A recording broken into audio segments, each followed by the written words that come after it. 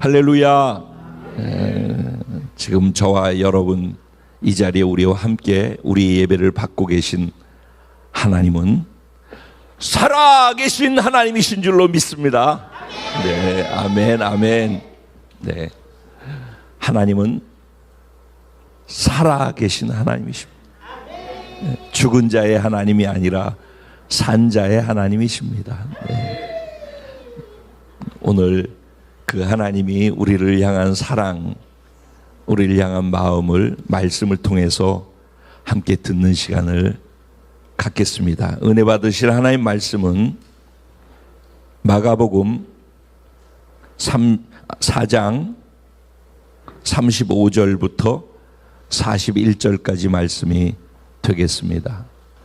마가복음 4장 35절에서 41절까지의 말씀입니다. 제가 한 절, 여러분 한 절 서로 교독하시고 41절은 함께 합독하도록 하겠습니다.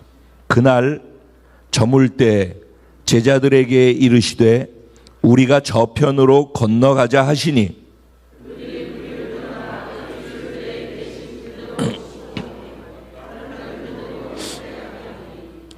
큰 광풍이 일어나며 물결이 배에 부딪혀 들어와 배에 가득하게 되었더라.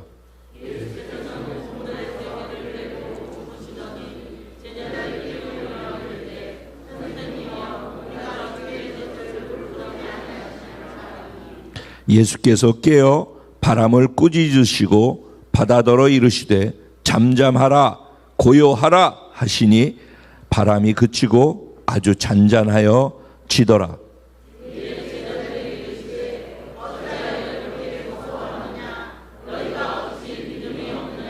다 같이 그들이 심히 두려워하여 서로 말하되 그가 누구이기에 바람과 바다도 순종하는가 하였더라. 아멘. 이 본문 말씀 가지고 큰 광풍을 타고 비상하는 복된 자가 저와 여러분 우리 교회 공동체입니다. 라는 제목을 가지고 주시는 은혜를 나누려고 합니다. 말씀드린 것처럼 기도한 것처럼 세계는 굉장히 엄청나게 큰 일들로 큰 광풍에 휩싸여 있습니다. 우리나라도 예외는 아닙니다. 여기 광풍이라고 했을 때 사전을 찾아보니까 미친 듯이 휘몰아치는 거센 바람 이렇게 돼 있어요. 미친 듯이 휘몰아쳐서 계속해서 불어오는 거센 바람. 그럼 듣기만 해도 벌써 느낌이 오잖아요. 근데 광풍이라는 단어의 뜻이 그런데 거기에 또 큰 광풍이래네. 그러니까 완전히 미친 듯이 이렇게 어마무시하게 미친 듯이 계속해서 불어오는 그런 바람. 환경이 그렇다는 거죠. 이게 환경적으로도 그렇고 내면적으로도 그렇게 미친 듯이 내 안에 나를 흔들기 위해서 불어오는 바람들이 있습니다. 살아가다 보면은 내 인생에 결코 나한테는 이런 일이 일어나지 않을 거야. 아예 이런 생각조차도 안 하고서 살아가는 가운데 말도 안 될 것 같은 일들이 내 삶의 손님처럼 찾아올 때가 있습니다. 아주 낯선 손님으로. 어떻게 이런 일이 나한테 있을 수 없는 일들. 좋은 일이라고 해도 복권 당첨 뭐 이런 식으로 좋은 일이라고 그래도 있을 수 없는 일이 당첨됐을 때 일어나는 것처럼. 근데 그거는 이제 그런 나에게 긍정적인 입장이라고 그러면은 뭐 부정적으로 상상도 못했던 일이 일어나는데 그것이 한 번이 아니라 반복해서 지속해서 계속해서 날 내리치는 거예요. 그럴 때 사람들이 거기서 다 당황하게 되고 때로는 좌절하게 되고 무너지게 되는 것입니다. 혹시 이 자리에 그런 시절을 조국 대한민국처럼 겪고 있는 분들이 계시다면 오늘 이 말씀이 그런 광풍을 잠잠케 하는 생명의 말씀이 되어지기를 주님의 이름으로 축원드립니다. 오늘 본문의 내용은 그렇습니다. 이게 본문을 이해하려면 그날 이렇게 시작하죠. 그날이 언제인가 하는 것이죠. 그날이 언제인가 하면은 4장의 앞부분을 보면은 지금 34절까지의 내용을 보게 되면은 예수님께서 제자들과 예수님이 그 전에 1장, 2장, 3장 쭉 보면은 수많은 기적과 이사를 행하는 거예요. 그래서 병든 자들을, 각종 환자들, 병자들을 다 고쳐주는 거예요. 그리고 귀신 들린 자들을 데려오면 귀신을 쫓아내주는 거예요. 모든 어려운 애로사항이나 문제가 있으면 그 문제를 다 해결해 주시는 거예요. 왜 그러죠? 왜? 사랑하니까. 그들을 불쌍히 여기는 거예요. 긍휼하게 여겨주는 거예요. 그래서 이 안에 사랑과 자비의 마음이 그 상황에 처해서 어려움 겪고 있는 그들을 돌보시기 위해서 그 자리에서 그들의 필요를 채우셨던 거예요. 인간에게는 질병 하나만 오기만 하더라도 그 질병을 감당하기가 어려워요. 근데 환경이 소용돌이치고 귀신이 나한테 들어와 가지고 우리 가정을 막 흔들어 놓고 별 어려운 일들을 다 겪게 만들면 그거는 우리 수준에서 감당할 수 있는 영역이 아니거든요. 그럴 때 고통 가운데 있는 우리 인간들을 보시고 예수님은 우리를 불쌍히 여기시는 거예요. 그래서 우리를 사랑의 마음으로 그 자리에서 우리를 돌보고 문제를 해결해 주시는 것이죠. 그래서 수많은 그런 반복되는 일들을 계속 하셨던 거예요. 그러다가 그 수많은 경험들을 하고 경험한 사람들이 그때부터 예수를 따르기 시작한 거예요. 예수님을 막 이리 가면 이리 오고 저리 가면 저리 오고 수많은 무리들이 이제 형성이 돼서 가는 곳마다 무리가 뒤따르게 된 거예요. 그러는 어떤 시간에 예수님께서 한 날 사람들이 그에게 또 여전히 몰려오는데 제자들과 함께 사람들이 있는 곳에서 갈릴리 호숫가에 배가 떠 있단 말이죠. 우리 가봐서 알잖아요. 그 배에 오르신 거예요. 배에 오르셔가지고 배에 앉으셔서 그 배 앞에 앉아 있는 모래사장이라든가 이렇게 쭉 있잖아요. 거기에 사람들이 쭉 있으면은 거기 있는 사람들을 향하여서 이제 그 설교같이 지금 이런 식으로 배에 저는 이렇게 서 있는데 예수님이 이렇게 앉아 계셨겠죠? 아니면 서 계셨던가 배에서. 그래서 거기서 말씀을 하시는 거예요. 근데 그 자리에서 무슨 말씀하셨는가? 4가지 비유를 들어서 말씀을 하셨어요.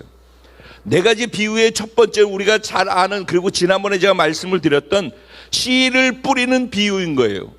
그래서 씨를 뿌렸는데 4가지 종류의 밭의 상태가 있다라고 말씀을 드렸잖아요.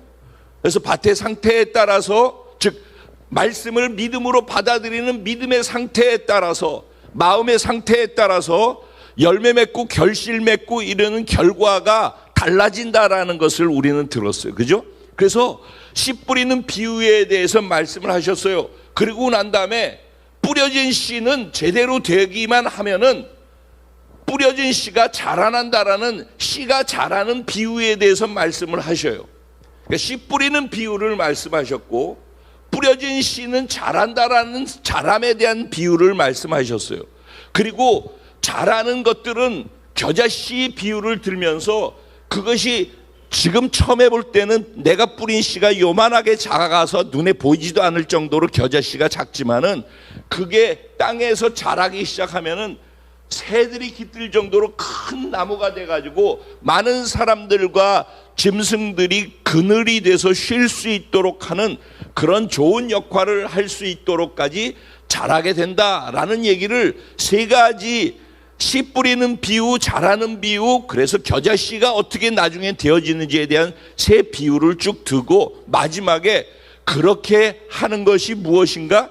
마치 우리가 빛이다. 그래서 등불인데 등불이 있으면 그 등불을 저 등경 위에다 놔가지고 어두운 것을 비칠 수 있도록 환하게 만들기 위에다 놓지 저 밑에다가 숨겨놓지 않는다는 거죠. 불을 켜놓고서. 불은 어두운 곳에 높은 곳에 나가지고 많은 사람들이 그 밝음을 느낄 수 있도록 만들어 주기 위해서 불이 위에 있어야 된다라는 얘기예요. 그래서 이런 내용들을 쭉 4가지 비유를 드는 거예요. 지금 그 비유가 다 공통적으로 무엇에 대한 비유냐면은 하나님의 나라에 대한 비유를 드는 거예요. 이 4가지 비유를 들면서 하나님의 나라가 바로 이런 것이다 라고 하면서 예수님이 계속 하나님의 나라를 지금 얘기를 하는 거예요.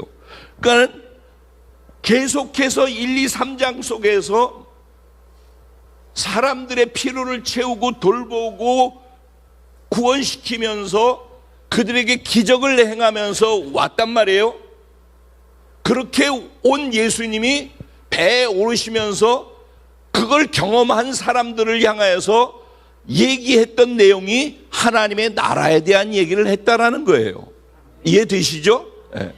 그렇게 얘기를 하고 난 다음에 오늘 본문 바로 그날 배에 올라서 사람들한테 하나님의 나라에 대한 비유를 다 설명해 주고 난 다음에 그날 날이 저물었다는 거예요. 그거 하느라고 사람들한테 그런 사역을 하느라고 시간 가는 줄 모르고 해가 저물 정도가 다 된 거예요. 그럼 이제 쉬셔야 되잖아요.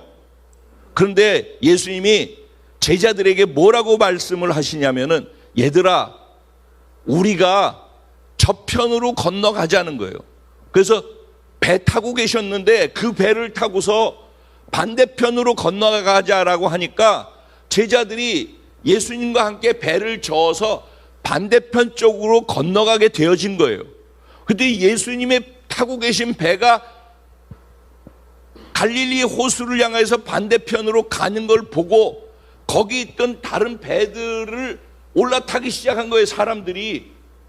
그래서 거기 예수님의 말씀을 들은 수많은 사람들이 그 옆에 있는 배들을 타고 같이 출발을 해서 지금 가고 있는 그런 상황인 거예요.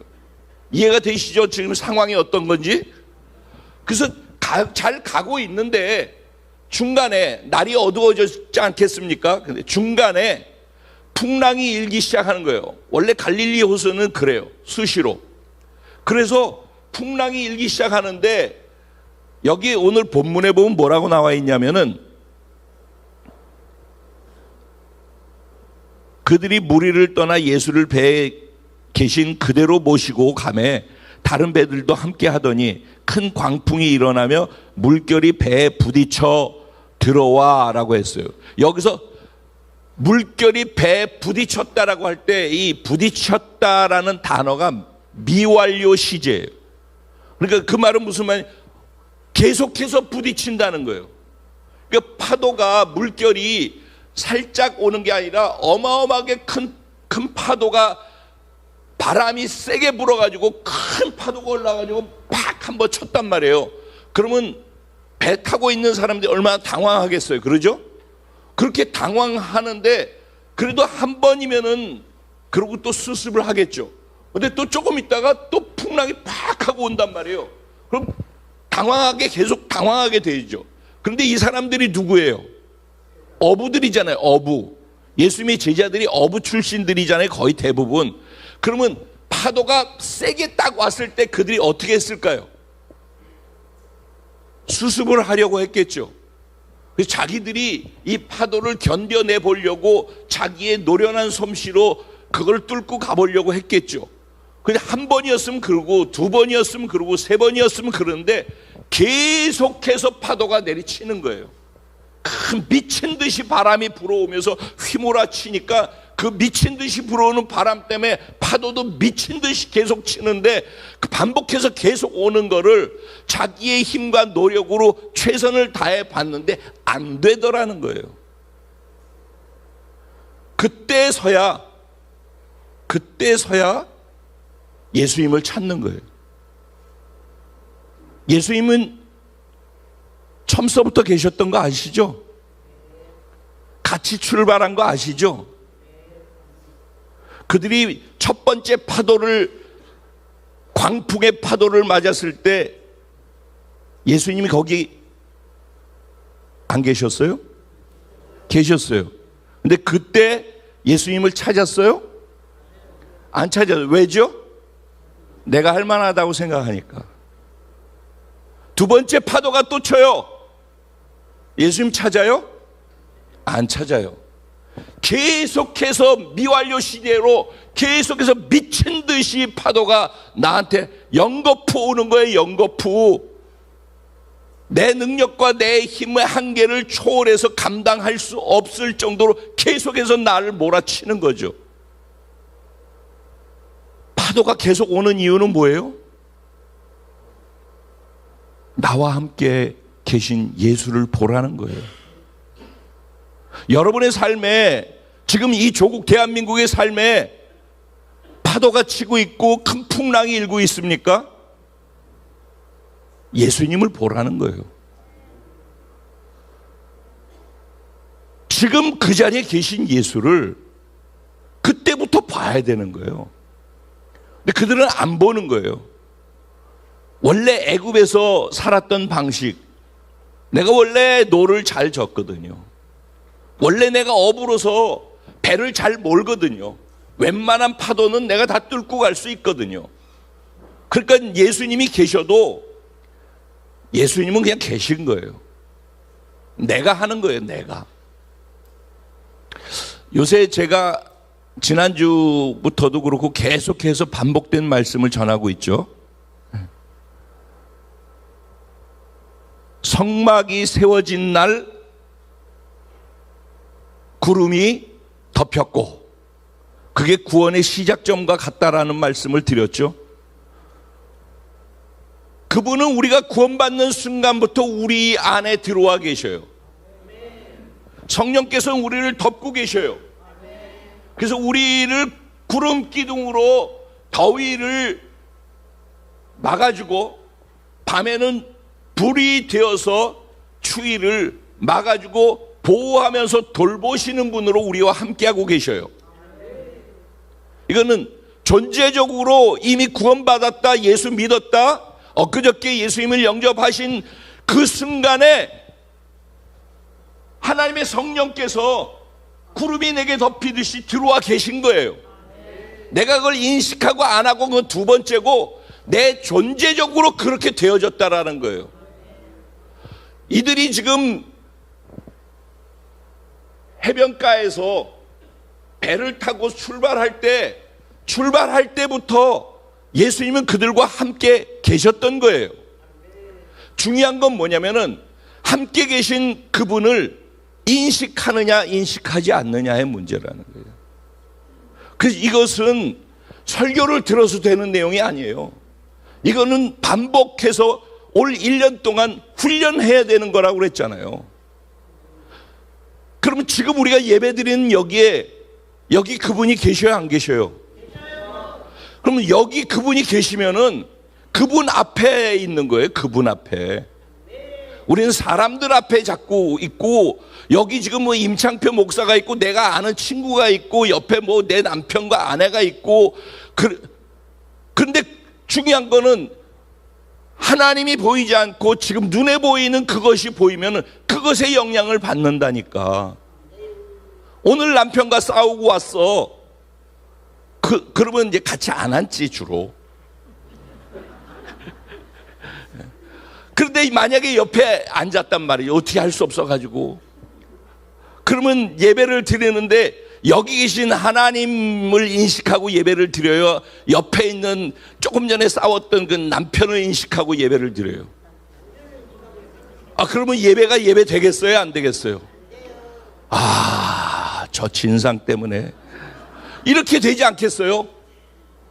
그러면은 내 마음을 빼앗아가는 것은 내가 지금 보고 있는 것이란 말이에요. 내가 보고 있는 것이 내 마음을 빼앗아가는 거예요. 그러면 하나님께서 지금 이 시간에도 여기 계시다니까.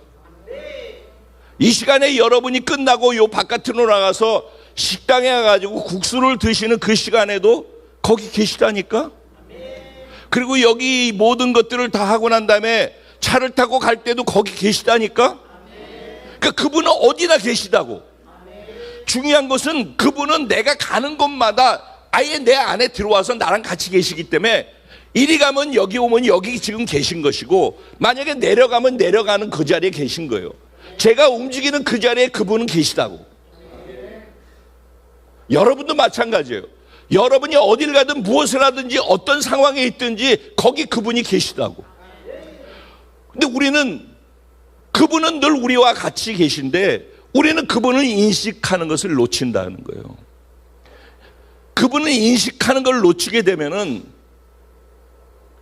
심각한 문제가 이렇게 발생을 하는 거예요. 언제나 어떤 상황에서도 내가 그분을 인식하고 있어야 하는 거예요. 그 인식의 훈련을 하는 게 중요하다. 여기서도 또 똑같은 상황이죠. 그 다음에 인식을 이제 못하고 있다가 자기의 연약함이 드러나고 누군가의 도움이 필요로 할 때 되면 인식이 시작돼요. 그래요, 안 그래요? 절대 제가 이 단에서 기도하지 않고선 신앙생활은 불가능합니다 라고 늘 말씀을 드리죠. 그죠? 근데 기도가 잘 돼요? 기도 그렇게 잘 나와서 기도하셔요? 어때요? 전 알아서들 잘 하실 거라고 생각하고. 근데 기도 잘 안 한단 말이죠. 하시는 분들이 하셔요. 늘 하시는 분들이 하시고 안 하는 분들은 여전히 용감하게 안 한단 말이죠. 그러면 하나님은 관계를 맺고 교제를 하고 인식을 지나면 그 다음에 뭘 하기 원하시는 거예요? 교제하면서 동행의 수준으로 가기를 원하신다니까.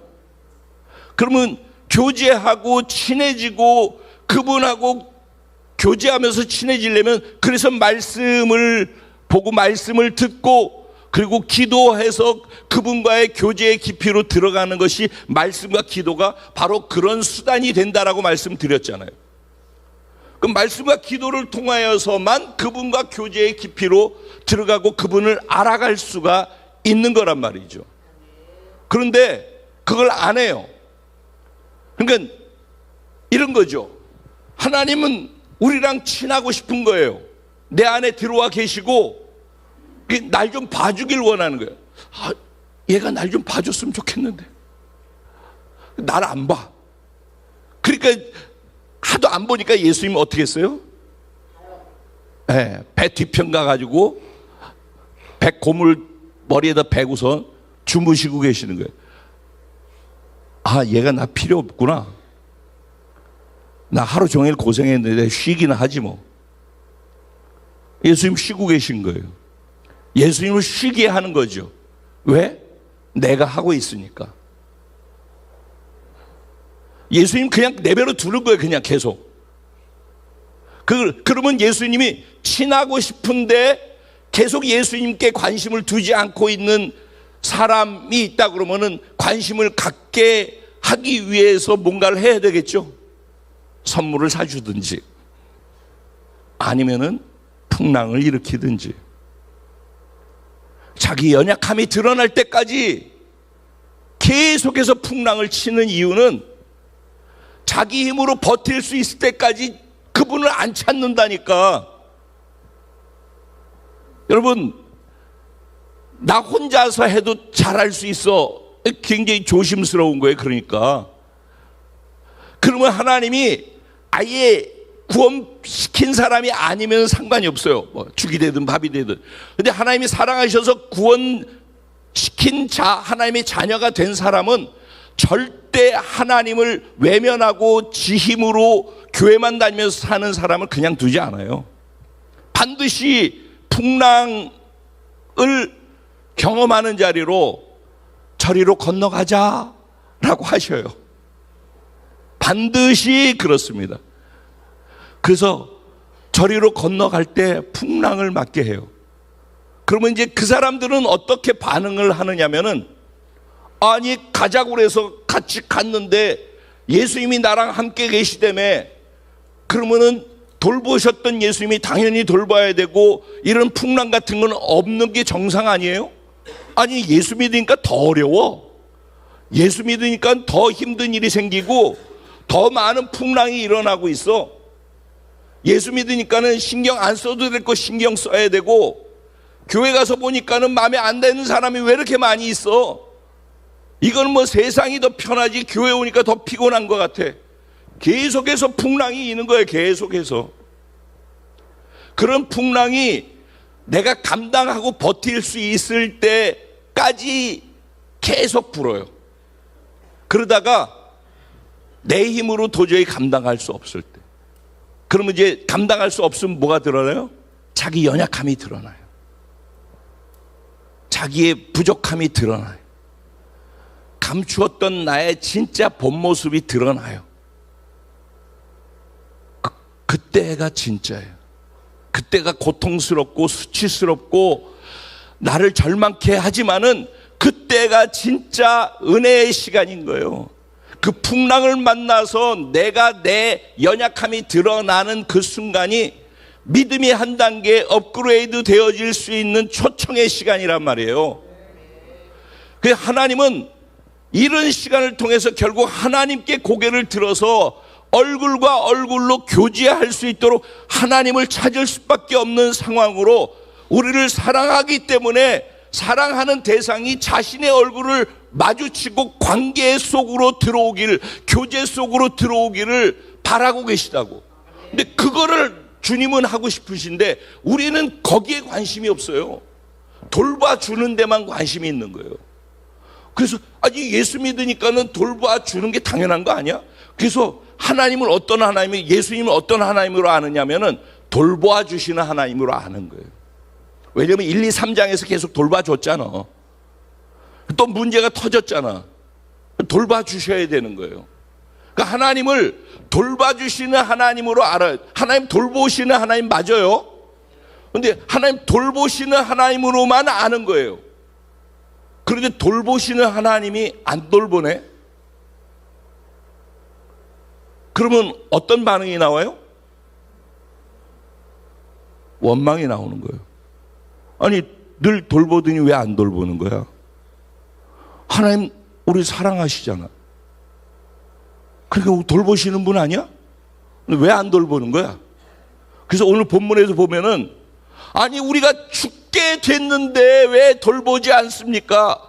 이거는 뭐야? 돌봐주세요 주여 이런 게 아니죠. 아이씨, 아니 왜 이러는 거야 도대체? 늘 돌보더니 왜 안 돌보는 거야? 그러니까 무슨 얘기야? 돌보는 게 당연한 거예요. 돌봐주는 게 공짜 아니야. 그분이 우리를 돌본 거 아니야. 우린 돌봄을 받았던 거 아니냐고. 근데 그게 반복되면 당연한 게 된다고. 제가 그러잖아요. 당연한 건 없다고. 그분이 돌봐주시는 거예요. 왜? 사랑하기 때문에, 그냥 우리를 불쌍히 여기기 때문에, 우리의 연약함을 알기 때문에, 그래서 돌봐주시는 거라고. 그래서 그렇게 하는 거야. 그분은 그분으로 그렇게 하는 거야. 그런데 그거에 길들여지면은 아니 돌봐주더니 왜 안 돌보는 거야? 당연한 것이 돼서 감사가 없어지는 거예요. 그리고 오히려 원망이 오는 거예요. 이런 수준에 머물러 있는 거를 그분이 원치 않으신다라는 거예요. 이런 수준의 관계로 계속되는 거를 원치 않으시는 거예요. 돌봄만 하기 위해서 우리를 구원한 게 아니거든. 사귐을 갖고 관계의 깊이로 들어가서 그분을 알아가고 그분과 교제하고 그분과 동행하고 그분과의 친밀한 관계의 깊이로 우리가 들어가기를 원하신단 말이죠. 신앙생활은, 구원은 그분을 알아가고 그분과의 관계의 깊이로 오라는 초청이기도 한 거예요.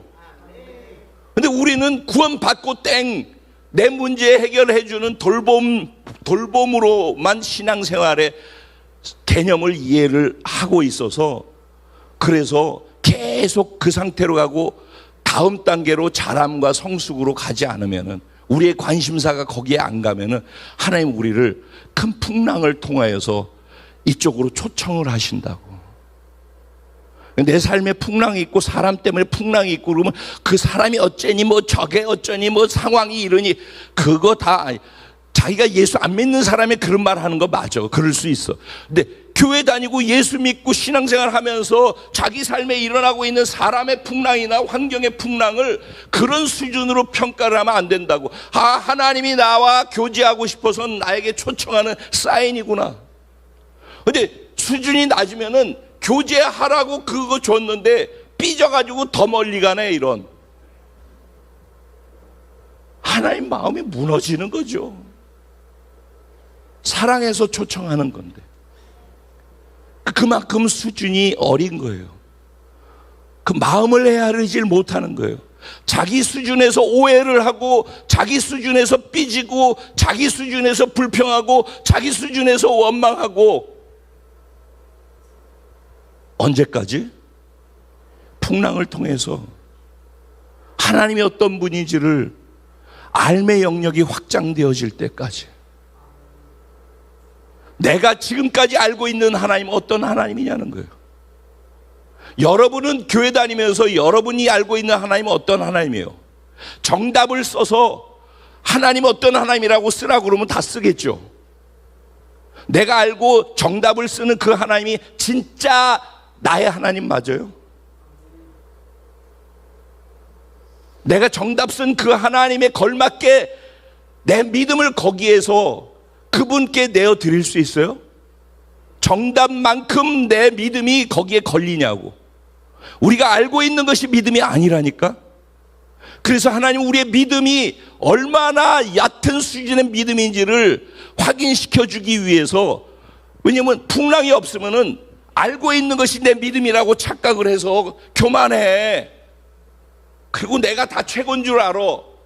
근데 하나님이 풍랑을 줘서 내 믿음이 지식과 아는 것이 믿음이 아니라 풍랑 속에서 아는 지식을 활용해서 믿음에 걸려서 그 풍랑을 뚫고 갈 수 있는 믿음인지 아닌지를 확인해 봄을 통해서 우리의 믿음의 수준을 점검케 하고 한 단계 올라가도록 하시는 그 하나님의 배려와 사랑이 더 깊은 차원에서 주어지는 게 풍랑이란 말이에요.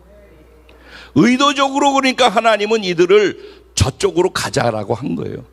근데 여러분 저쪽이 어딘지 아십니까? 이쪽은 이들이 안정감을 갖고 있는 쪽이에요. 이쪽은 예수님이 돌보아 주시는 쪽이에요. 이쪽은 그래서 내가 평안한 쪽이에요. 근데 저쪽은요? 저쪽은 이방인들이 사는 쪽이에요. 거라사 지역이에요. 그래서 저쪽으로 넘어가서 일어난 일들이 5장의 일들이에요. 5장에 보면은 귀신이 들려가지고 군대 귀신이 들린 사람의 이야기가 나와요. 귀신을 쫓아내 주시는, 자연을 말씀으로 잠잠하라 하니까 파도가 풍랑이 미친 듯이 불어오다가 잠잠케 되어지는, 자연계가 순종하게 되어지는 분이 하나님 예수 그리스도라는 거예요. 그런데 저쪽으로 넘어가서는 귀신도 두려워서 떨고 예수님이 말씀하시니까 거기서 나오라! 그러니까 귀신들이 거기서 다 때로 빠져나가잖아요. 영계를 통솔하고 다스리시는 통치자, 만왕의 왕이시고 만주의 왕, 다스리는 통치자가 누구다? 지금 나와 함께하고 계신 그분이란 말이에요. 내가 인식하지 않고 살고 있는, 그래서 왕따 시켜놓고 할 일이 없어서 주무시게 만드는 그분이 말씀만 하면은 귀신이 쫓겨나가고 자연계가 순종하는 그런 전능하신 하나님이란 말이에요. 그것을 5장으로 넘어가서 저곳으로 가자 건너편으로, 그곳에 이방인들이 있는 곳에 그들은 절망 속에 있고 귀신한테 사로잡혀 있고 고통 가운데 있고 병에 들어서 고통하고 있고 죽음 때문에 고통하고 있고 절규하고 있는 그런 곳이란 말이에요. 그래서 5장에서는 혈루병 걸린 여인, 평생에 불치병으로 낫지 못한 여인이 예수님을 만나서 예수님의 옷자락에 손대는 순간에 치료되어지는, 병을 다스리시는 예수님을 거기에서 제자들에게 경험시켜 주기 위해서, 그리고 야이로의 딸이 병들어서 죽게 되었다고 그래서 갔는데 그 가는 사이에 딸이 벌써 죽었다고 집에서 와가지고서 당신의 딸이 죽었으니까 이분을 괜히 번거롭게 해드리지 말고 보내드리라고. 무슨 얘기예요? 딸이 죽은 거예요, 임상적으로. 근데 예수님이 죽은 것이 아니라 잔다라고 하시면서 그 아이가 살아나게 하시잖아요.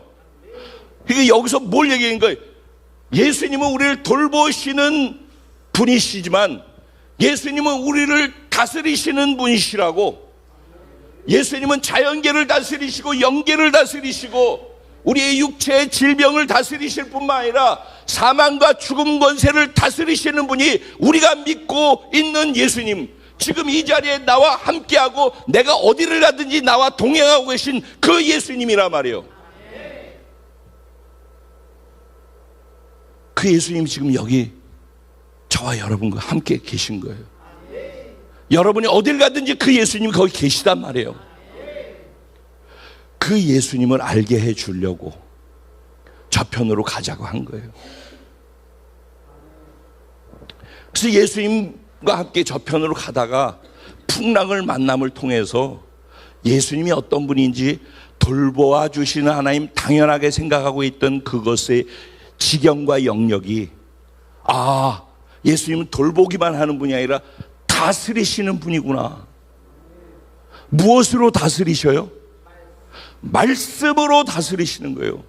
그가 말씀하심에, 그가 명령하심에, 우리 늘 찬양하잖아요, 그죠? 그가 명령하심에 모든 것들이 다 순종을 하는 거예요.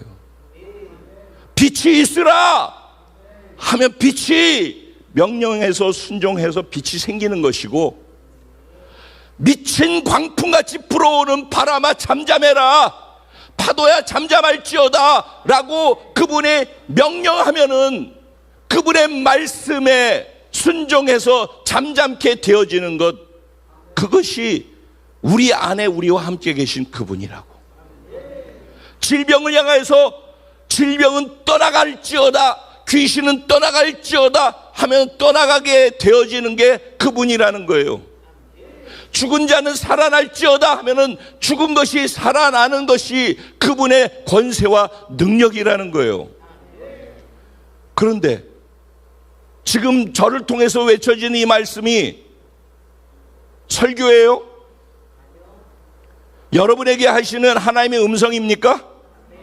지금 여러분의 풍랑아 잠잠할지어다라고 할 때 여러분은 지금 선포되어진 이 말씀이 여러분에게 잠잠함으로 작동이 되고 있습니까? 아니면 여러분 여전히 여러분 스스로의 삶으로 여러분이 할 수 있는 것들을 지금 이 시간에도 어떻게 이 문제를 해결하는가, 이 예배 시간조차도 그것을 생각하고 있지는 않나요?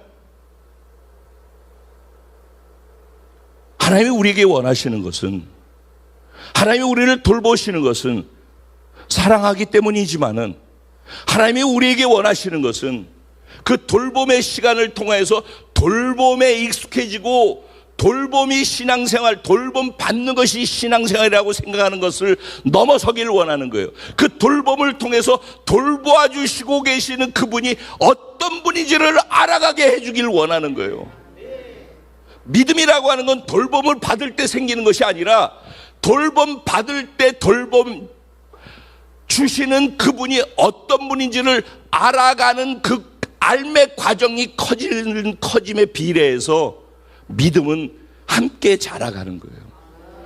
주님이 원하신 건 늘 기억하세요. 주님이 우리에게 원하는 건 관계로 더 깊어지는 걸 원하는 거예요. 결국 그 관계의 깊이가 믿음의 깊이를 만들기 때문에 그래요. 이들이 예수님을 이렇게 한 짝다리로 알고 있으니까 풍랑이 이니까 거기서 주저앉잖아요. 그랬더니 뭐라고 그래요? 예수님 뭐라고 그래요? 잠잠게 되니까 이에 제자들에게 이르시되 어찌하여 이렇게 무서워하느냐? 어찌 믿음이 없느냐? 지금 당황하고 무섭고 두려운 이유가 무엇 때문이래요?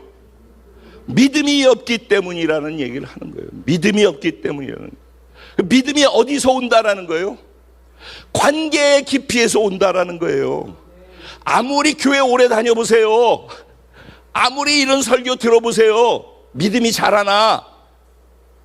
이 설교를 들어서 자라는 게 아니라 여기서 믿음은 들음에서 나고 들음은 그리스도의 말씀으로 말미암는다는 말씀이 있지만은 여기에서 믿음이 들음에서 난다라고 할 때 그 들음은 먹는 것을 얘기하는 거예요. 먹는 거.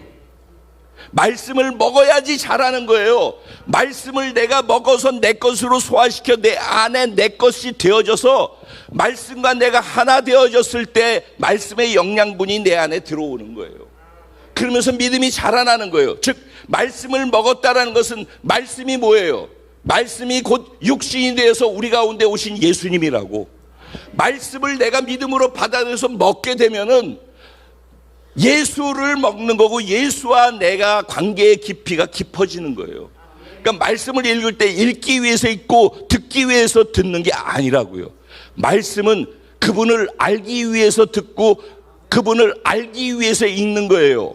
오늘 이 시간에도 이 말씀을 들으면서 설교를 듣고 오늘 설교를 정리하는 게 목적이 아니라 지금 선포되어진 이 말씀 속에 내가 알고 있던 하나님을 좀 더 확장해서 이해하고 아는 것, 그래서 그것을 믿음으로 내가 그런 하나님, 지금 나와 함께 하신 하나님이 이런 하나님이구나라고 그분을 알고 그 다음에 그분과의 관계의 깊이로 들어가는 것을 추구하는 동행의 걸음을 하기를 원하는 거예요.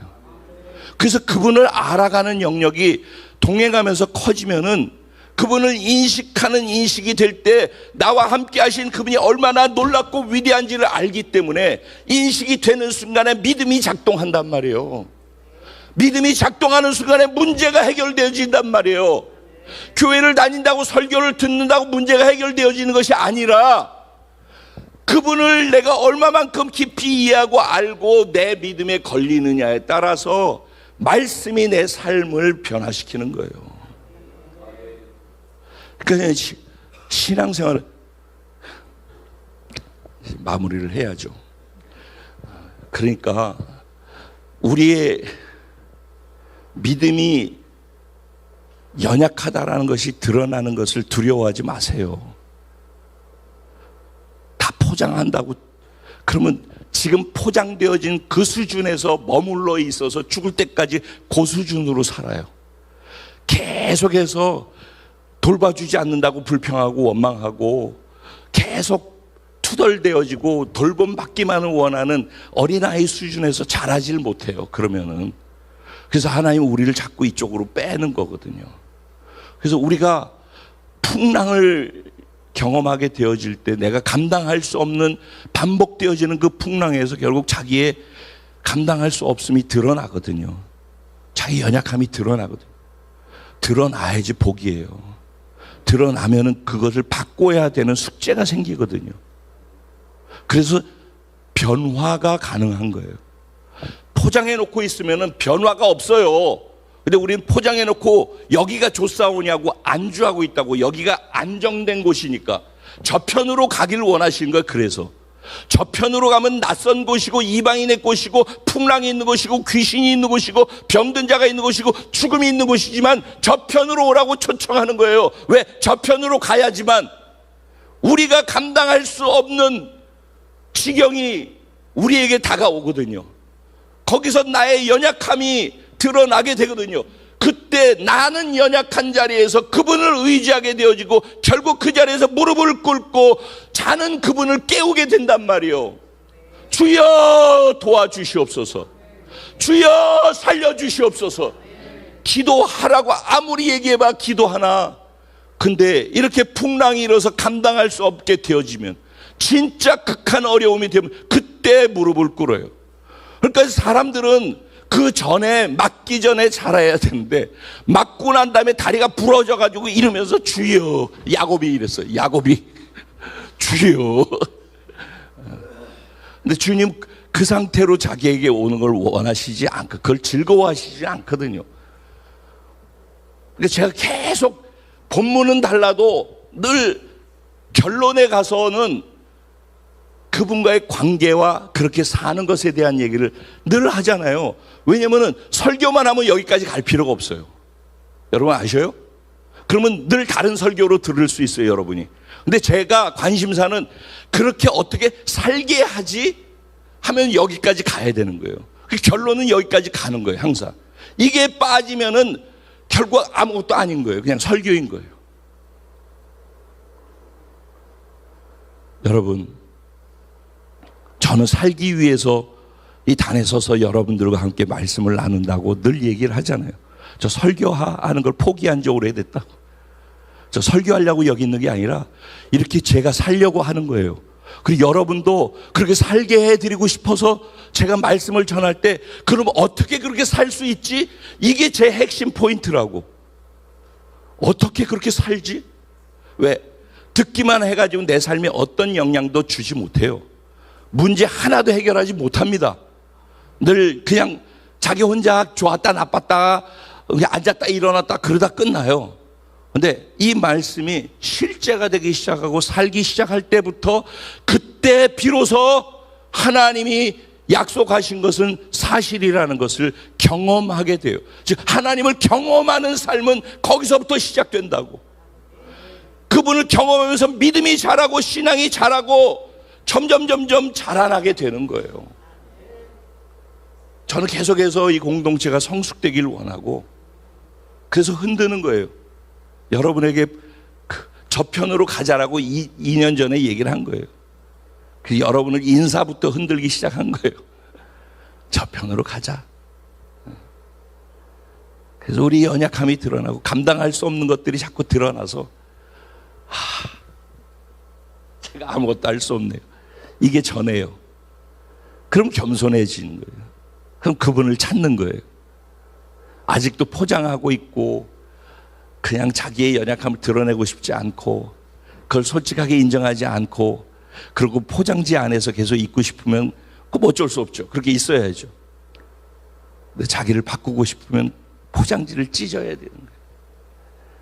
솔직해져야 되고 맨날 어린 수준에서 원망하고 불평만 하고 남탓만 하고 그러지 말고 나의 연약을 끄집어내서 그분께 내어드리고 그분을 의지할 때부터 그분이 우리 가운데 삶에 개인적으로 개입하셔서 경험하는 일들이 그때부터 시작되는 거예요.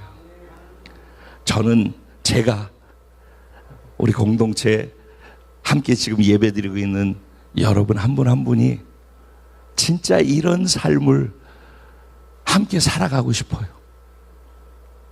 그렇게 살아갈 수 있도록 도와드리고 싶어요. 같이 기도하죠.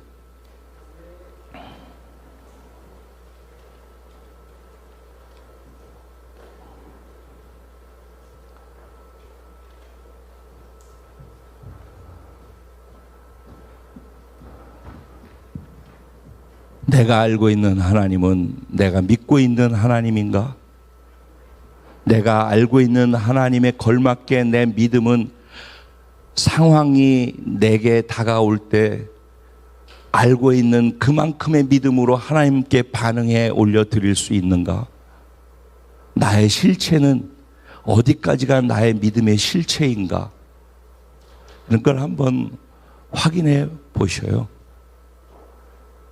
하나님은 돌보시는 분이시죠. 하나님은 다스리시는 분이에요.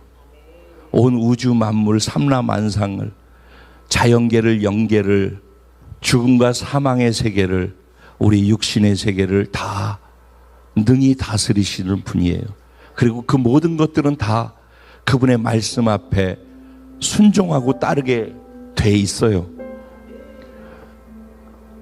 자연도 큰 풍랑도 잠잠하라고 그러면 잠잠한데 지금 잠잠하라고 하는 그 말씀이 저와 여러분에게 개인적으로 지금 들려진 거거든요. 근데 모든 곳에서 다 작동되어지는 하나님의 말씀이 내게만 오면 작동이 안 되는 이유는 내 믿음에 걸리지 않기 때문이란 말이죠. 하나님 앞에 죄송해야지. 하나님이 나 때문에 꺾이니까 자꾸 하나님의 하나님 되심이 드러나지 못하게 내가 내 믿음으로 막고 있으니까, 하나님, 내 믿음이 당신을 알아가는 관계의 깊이 속에서 자라가게 하여 주시옵소서. 당신이 원하는 대로 마음껏 내 삶을 내어드리고 당신이 나를 사용하실 수 있도록, 그리고 당신을 경험하는 경험의 영역이 날로 확장되어질 수 있도록 하나님 은혜를 부어 주시옵소서. 우리 주님의 이름을 간절히 3번 부르고 함께 하나님께 기도하며 나갑니다. 기도드리겠습니다. 주여